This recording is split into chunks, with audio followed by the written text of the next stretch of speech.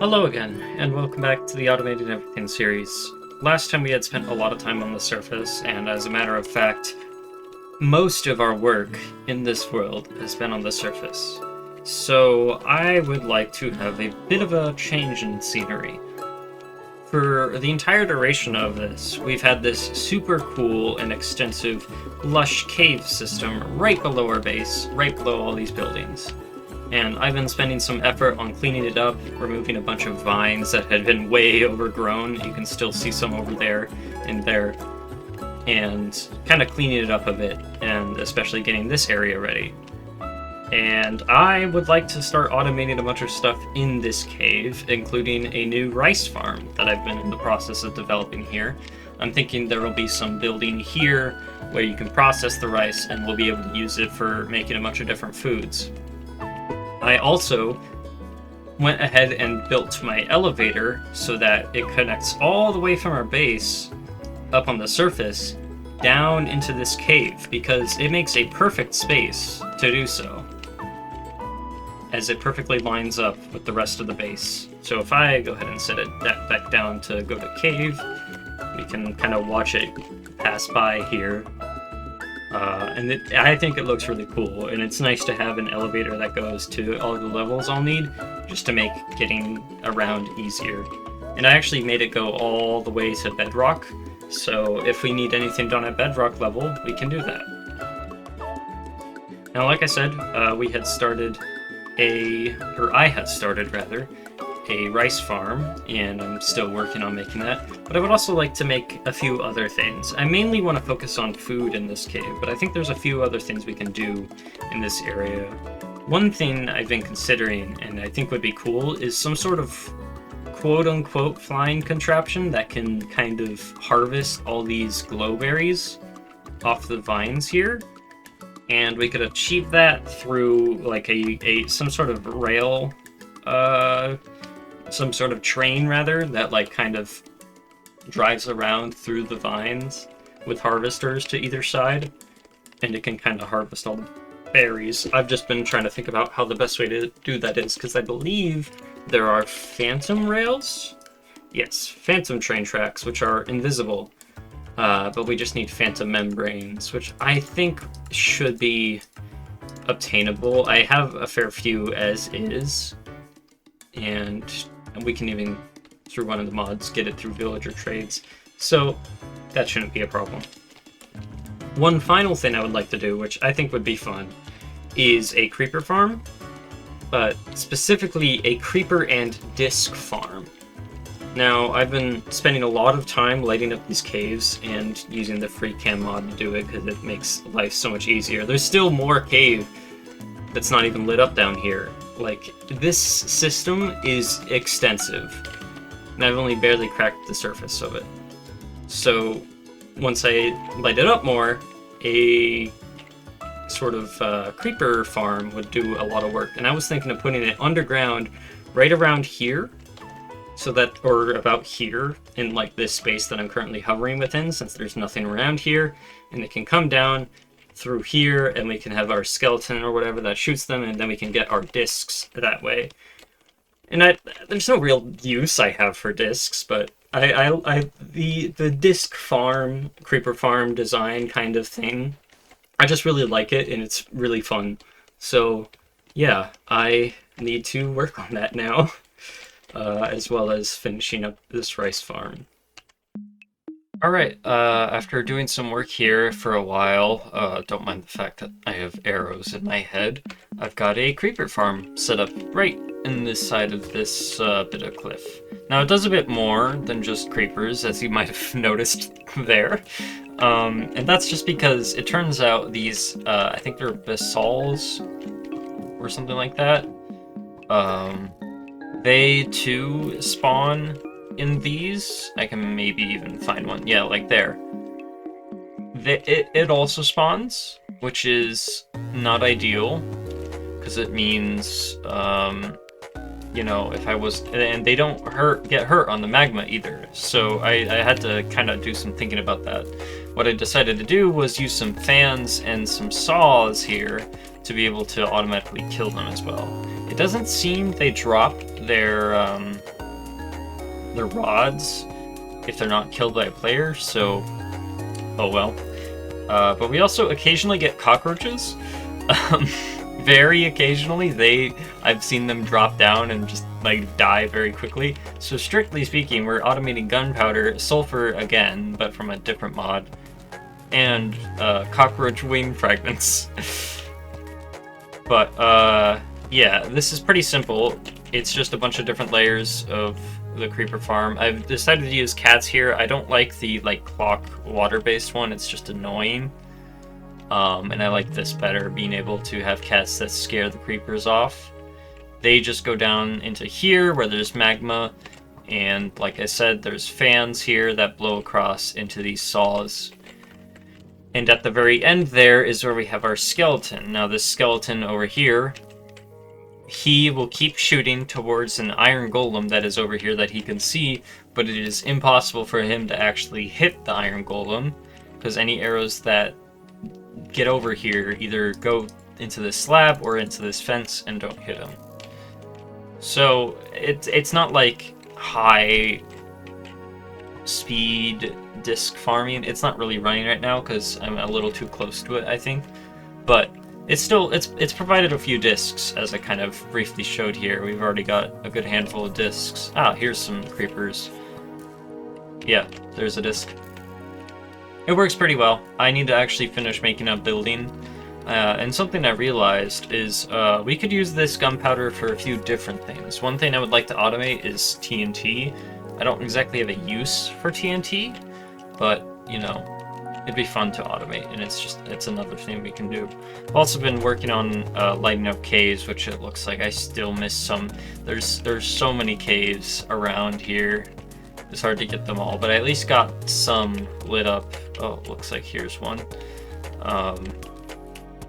But yeah, it hopefully will help the spawn rates on this. If I could figure out a way to actually get the drops from the basalts, that'd be nice, but for now, it is what it is. So I want to go with as kind of this indicated, a brick-y sort of look, because it's like going to be an explosives building that's just like in the middle of this cliff wall, whatever you want to call it, cave wall. This is obviously not a permanent storage solution. This is just here so I could test that it works properly. And I'll probably work on getting other things distributed. I haven't quite finished working on the rice farm yet. I've just been planting all the rice, and it's been gathering quite a bit, so I need to get working on that next. But yeah, I wanted to get that set up so it was running in the background. I needed to finish doing so I'm gonna go back to doing that. Oh, I guess I should probably mention, this is all powered through a few water wheels here, just because I didn't want to rig it up to our existing create stuff, and this is all it really needs to run the few saws and fans it has. So yeah, anyway, back to working I go. Alright, so I might have gotten a bit sidetracked and didn't realize how much work I had done over the past while, so I have a lot to show off here. First of all, I have more or less finished building this. I'm not quite done with the automation side of things in here. I haven't quite automated TNT. I've had to switch out this skeleton like 3 times. In fact, let me check how much health he's on. Yeah. So something I implemented was these deployers, which can punch the basalts that float down occasionally, and that will allow them to drop their basalt shards. It's very slow, but it works. And they're not all the way across, because when they would sometimes punch creepers, which would then explode, hurting the skeleton, and it had killed 2 previous skeletons before the current one. But yeah, that's all I've really done here. Otherwise, I've added a section here that once all the drawers are filled with their discs, we can smelt down extra discs into blank music discs down this route. And there's just occasionally nuggets of experience from these, so I just had those collecting here. Case in point, there was a creeper who just exploded, so yeah, it was kind of a problem. But beyond that, don't mind those. we'll talk about those later. That's probably something I'm probably gonna automate sniffers in a bit. But first, let me go show off all the different farms I have now. So, like before, there's this rice farm that goes into our restaurant here, which I'll show off in a moment. We have cabbage being farmed here. It's all the same idea. It uses these harvesters that just twist around. We're making onions up here, and we're making carrots over here. And carrots just go around through there. Cabbages come up through there. Onions come around through here. One more thing I did was tropical fish farming, because tropical fish will spawn in water in lush cave biomes. So there's often tropical fish that spawn in this and then die on the side here. So under the surface I have a item collector into a barrel, and that gets sent all the way over there. And there's another one at the base of this waterfall, because both of these keep making tropical fish drops, so may as well make use of them. There's also a slime trunk like right here, so on occasion when slimes spawn in, they will just hop towards this iron golem and die in these bamboo spikes, and then the slime balls are picked up by this item collector, which goes into this drawer. I'm not going to count this quite, because this is more just a automation of convenience and not like a proper automation, but yeah. Now, let's talk about this building. It looks very unassuming on the outside, but it's actually quite extensive. And this is what kind of has eaten up a lot of my time. Is I just gotten a bit of a flow of building. So the idea here is basically to create a restaurant that resembles like a sushi belt place. So there is a place in downtown Minneapolis that I've been to called Sushi Train. And I'm kind of modeling the vibes and the sort of mechanism it works here. So we have all these little booths, which I haven't quite finished. Like, I need to color the seats and that kind of thing. But what we have is one giant belt, which will come down from the kitchen here, loop all the way around by our various tables back here, then it turns back around, comes along the back, comes in through here, over through here, comes around this like party zone, all the way around back into the kitchen. So basically how it works is in the actual restaurant, sushi is prepared and then it's put on like different colored plates and sent along this belt, and then anyone who wants that bit of sushi or sashimi or whatever can just grab the plate, eat it, and then the coloring of the plate dictates what the price is of that thing. And handcrafted includes these different colored plates that I can include. So I've got like terracotta, blue, wooden plate, as a way of sort of noting the different colors of plates to mean the different prices. So I still need to finish this more, mainly furnishing small touches. We have like this water feature that goes from all the way over under by our rice, with an axolotl named Shithead. Then this goes all the way around over here down a waterfall to this other side of cave that exists on this side. And on this side, I'm probably going to have our fishing sort of area here, along with some other automation of maybe glow squid or things like that. We'll see. But yeah, so this is not very functional itself, but it looks very cool, and it will eventually be functional, as now we have cabbage, carrots, and rice all here, and then eventually, and even tropical fish, like back here. And eventually we'll have fish and stuff getting here as well. So yeah. Now I probably need to focus on automating something. I might go ahead and automate these sniffers as well as finish up automating the creeper stuff, because down here, if I jump down here and can find my way in, sniffers drop quite a few things courtesy of the various mods we have installed. We have these magic beetroot seeds, torch flowers, pitcher pods, these saplings, some bee spawn eggs, and some durian seeds. So I would like to automate sort of their whole deal by automating all those. Those magic beetroots can be planted, and they basically become an ore beetroot. So if I look up beetroot here and say nickel infused, we can blast that into these ashes, which can then be washed into their respective ores and crushed ores, and that sort of thing. So that's another thing I'm probably gonna try to get made here. Just need to figure out a proper spot for them. So yeah, I've done a lot of building. Yeah. Alright, well, back to work. Okay, whoops, I lost track of time a bit again. I've done a lot of things. I have Elytra now. I went ahead and dealt with the Ender Dragon and got myself Elytra, so I have that. You know, here's a clip of how that went.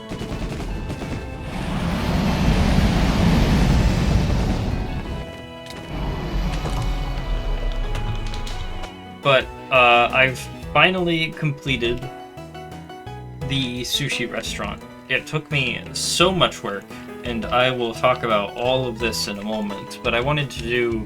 This is the first time I'm like turning it on. By just flicking this lever, we should start to see sushi pour in on this belt. Yes, excellent. Oh no, is it all gonna be... Oh, okay, no, there's some variety. Okay. It might be mainly these two, because these two are at the front. The way this works is kind of a mess, and I'll explain it in a moment. It might just be a lot of this sushi. Oh no, there's some. It might just, like, rotate around a bit. Who knows? We'll see. Oh, there's a tuna roll. We should be getting some other rolls at some point here. But yeah, this is now... It's now working. I can just, you know, grab a piece of sushi. Who just made that sound? Wait, is there a baby zombie villager in here somewhere? Oh no! Wait, that's incorrect. Well, I'll fix that later.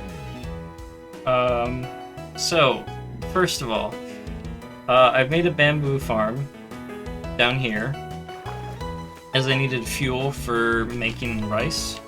So it's pretty simple. We have just a classic, you know, bunch of saws going in a circle that deposits over here. Now bamboo also drops these bamboo leaves, which I have like a void upgrade on here, so it's just voiding them. So all they can really be used for is making these thatch blocks.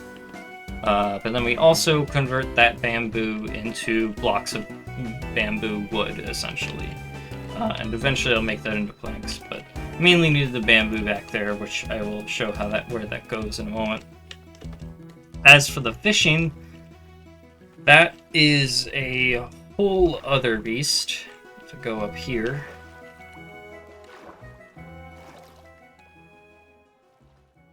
I have designed this machine here that automatically fishes for me, and I believe it might not be working right now. I'm still working out some of the kinks, because for whatever reason it sometimes doesn't want to fish properly. I'm not entirely sure why. I need to figure out the timing on this, but yeah. The gist is, and I'm going to use the third-person camera here, we have a deployer here with a fishing rod, and a bobber detector over here. And what this does is this bobber detector will detect when the bobber from the fishing rod, which we can't see, but actually we're about to observe it, it will detect when it catches a fish, sending a redstone signal, catching the fish, and then it redeploys. That fish is caught by this item collector here, and these disenchanters catch the XP orbs. So this item collector puts it directly into this barrel, where it gets distributed on to, you know, our various drawers with fish, and all the way over to this side. And if there's extra stuff, it goes into this last one here. But the idea of collecting this experience is we can deploy liquid experience onto a mending fishing rod, and it will repair it. So basically, I have 2 fishing rods in here. Both of them have these enchantments with, you know, Lure, Luck of the Sea, Mending, and Unbreaking. And that way, I can probably even swap this one out. No, I don't want to do that, actually. It could mess up with the system. But, point is, there's an attribute filter below that, so if it gets very damaged, or the fishing rod, it will deposit onto this belt and get repaired by the X liquid experience here. And just by cycling 2 of those, we permanently have fishing rods not to worry about. Yeah. So that redstone signal from the bobber detector, it goes into this pulse extender, which by default keeps things on, which powers the clutch. So when the bobber is out, like it currently is, the clutch is powered, so this will not move. As soon as we get the redstone signal, whoops, oh no. As soon as we get the redstone signal, it will power or unpower this, allowing it to rotate, to retract the bobber, catch the fish, and then redeploy. And the timing on this has been, I've not quite worked it out. It seems to be a bit finicky. I'm not entirely sure. Yeah. But yeah, our fishing rod then just goes up and around down in there. It's very compact. A lot of this is just for wiring these belts and that sort of thing. Our liquid experience, meanwhile, is just pumped below these disenchanters under the sort of half building here. I haven't quite finished doing the actual building. I mainly wanted to get the automation done. Anyway, the fish go here, specifically tuna, cod, and salmon. And that goes along this belt here, which goes all the way down into our building in there, and I will talk about what that does in a moment. Let me go back over here. Right, yes, so that is going to be backed up because this is not done properly. I wonder if let me see if I can fix this real quick. There we go. That's fixed, rather. So now we have Sushi that will go all the way around. Oh, I never finished this corner here. Whoops. There's been a lot of things that I've been doing, and it's easy to forget some details like this. Like I haven't even dyed the seats yet. They're all like kind of random colors based on the wools I had on hand. But yeah, now we have Sushi going all the way around, which looks really cool. But let's talk about the actual this whole thing, and it's going to be a bit laggy here because there is a lot going on. Now, I realized that we didn't need cabbage for any sushi at all. I don't know why I thought we did, so I kind of just undid that, and I forgot to even re-rig it so that it functions. Oh well, that'll be fine. But we still have carrots and everything else going in here. So, a few important things. First of all, we have carrots going along this belt, and you can see it labeled with an item frame. Onions go along this belt, tropical fish this belt, and dried kelp that belt. So the dried kelp comes from a just different, separate kelp farm back in here, which is basically the same design as the one up there, just down here. And it harvests kelp that gets taken around and smoked down to dried kelp, which then gets turned back onto this belt and around these supply belts, essentially. So, what that means is we have an easy way to get our supplies. So the onions just kind of come up here. I don't know. I don't need to go fully in depth on this. Let me just start with rice. So for a lot of these, we need to cook this rice. So I have it going along here and into this basin, which gets bowls and rice to make cooked rice. Now it gets fuel from bamboo from the farm below by using a belt from the back of that barrel that is looped around, and then a mechanical arm here takes the bamboo and puts it into the blaze burner to keep it fueled. This rice goes into this drawer, where it is then distributed onwards on this belt behind here.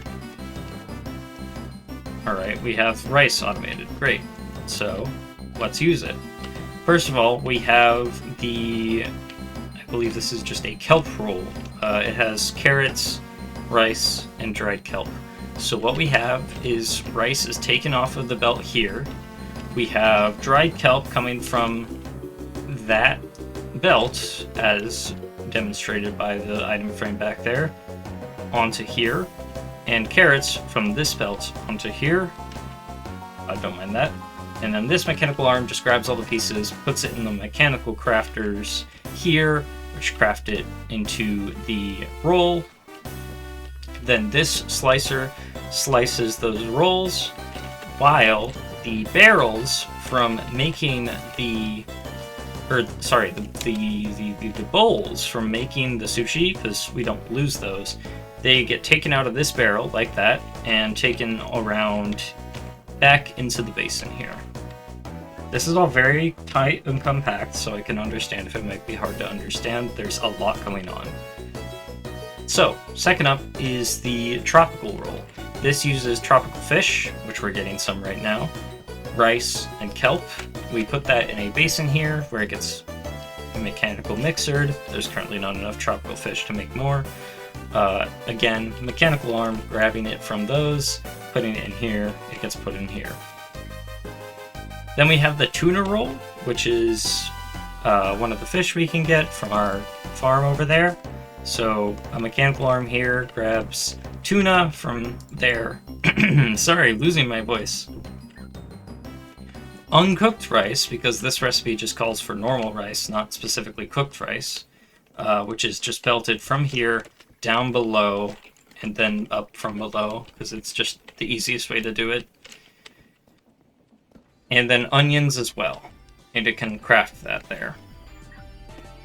Once again, this is very complex sort of wiring of belts, and I don't really want to go too in depth on it because it is extremely confusing. And yeah. Then moving on, we have these cod rolls, which are made here, I believe. Yes. The cod roll is made here. It just uses cut pieces of cod and then rice, which this mechanical arm grabs from there and there to put in this basin where it gets made into the cod rolls. And similarly, we have salmon rolls, which salmon goes back here, gets sliced to pieces, much like the cod needs to be here. Put into the basin by this mechanical arm with the rice. Bowls go that way into the big belt, which goes into feeding the cooked rice station, and then our rolls are gathered here. Now you might notice the sort of chutes above all of these, and that is how we are actually getting sushi on our belt with this lever. So this lever just goes to a redstone link, which if I go up here, we have a bunch of fans which are connected to these on clutches, so when I have that powered, it won't be pulling the sushi out. But unpowered, it will try to pull the sushi out up onto the belt that is currently above everything, basically. This one long belt here that goes all the way back in there, that is what has our sushi on it going around. And the belt from here meets up here into this same spot, and it seems like it actually prefers to cycle from this side? It's hard to say. I'm not entirely sure. I think it's also just trying to fill it up. It does seem to be jittering a bit, so one worry I do have is that it might be getting too full. So now if I power this, we can probably get sushi moving along without it, getting stuck or stopping, because in a real sushi train or sushi belt restaurant, it basically leaves the kitchen area, then comes back around, and I don't know what happens to it then. But since we don't have customers that are actively eating this, it'll just kind of be for show. So I don't want it to be stationary, essentially. So yeah, I think that is gonna do it for this episode, honestly. I mean, this has been a lot of work, and I'd like to get one out. That's why it's taken a little longer to do this one. just because of all of what I've done thus far. So I hope you enjoyed, and, see you next time.